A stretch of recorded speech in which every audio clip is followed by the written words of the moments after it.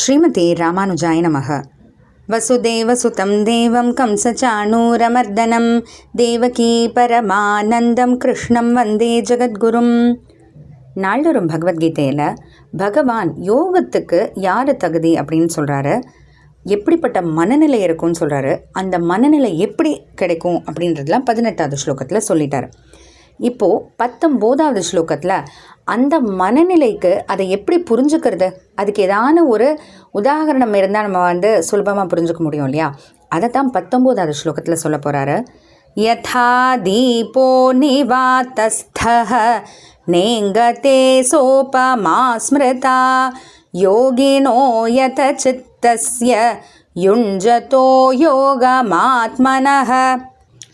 யத சித்தஸ்ய அடக்கப்பட்ட சிந்தனை இல்லை மனசோட, யுஞ்சதக யோகினக யோகத்தில் ஈடுபட்டிருக்கக்கூடிய ஒரு யோகியினுடைய யோகமாத்மனக அந்த நிலை, அந்த ஸ்வரூபத்திற்கு, அதாவது மனசெல்லாம் அடக்கி, போன ஸ்லோகத்திலேயே சொன்ன மாதிரி எப்படி மனசை அடக்கி ஆத்ம விஷயத்திலேயே செலுத்தி எல்லா விருப்பங்கள் ஆசைகள்ல இருந்தும் விலகி இருக்கக்கூடிய அந்த ஒரு யோகத்தில் ஈடுபட்டு இருக்கக்கூடிய யோகியினுடைய நிலையை, அந்த நிலையை எப்படி புரிஞ்சுக்கிறதுக்கு அப்படின்னா அதுக்கு ஒரு உவமானம் சொல்லப்படுது. என்ன அந்த உவமானம் அப்படின்னா, தீபக நிவாதஸ்தக யதா ந ஈங்கதே, காத்தே இல்லாத இடத்துல இருக்கக்கூடிய ஒரு தீபம், ஒரு விளக்கு, யதா ந ஈங்கதே எப்படி அசையாமல் இருக்குமோ, அதாவது சாதாரணமாக ஒரு விளக்கு வச்சோம் அப்படின்னா காற்று அடிக்கும்போது அப்போ விளக்கினுடைய அந்த சுடர் அப்படி இப்படி அசையும்.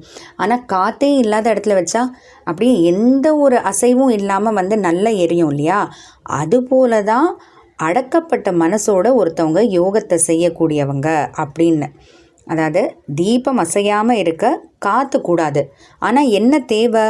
எண்ணெயை ஊற்றி ஊற்றி ஊற்றி அதை நல்லா எரிய வைக்கணும், காற்று இல்லாமல்.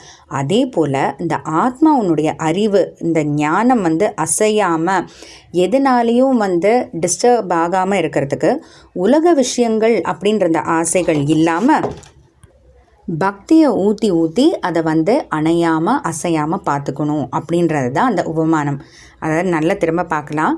ஒரு ஆத்ம சிந்தனையோட மனசோடு இருக்கக்கூடிய ஒரு யோகியினுடைய நிலையை எப்படி புரிஞ்சுக்கிறது அப்படின்னா, காற்றில்லாத இடத்துல எப்படி நம்ம ஒரு விளக்க வச்சோன்னா அந்த நெருப்பு அசையாமல் இருக்கோ, அதே போல் உலக விஷயங்கள் அப்படின்ற அந்த ஒரு காற்று இல்லாமல் பக்தின்ற அந்த எண்ணெயை ஊற்றி ஊற்றி ஆத்மாவுடைய அறிவு அசையாமல் நம்ம பார்த்துக்கணும். அப்போ யோகம் கண்டிப்பாக கைகூடுறது மட்டும் இல்லாமல் நல்லாவே வளரும் அப்படின்றத ரொம்ப அழகாக இந்த 19வது ஸ்லோகத்தில் பகவான் நமக்கு எடுத்து சொல்லியிருக்காரு.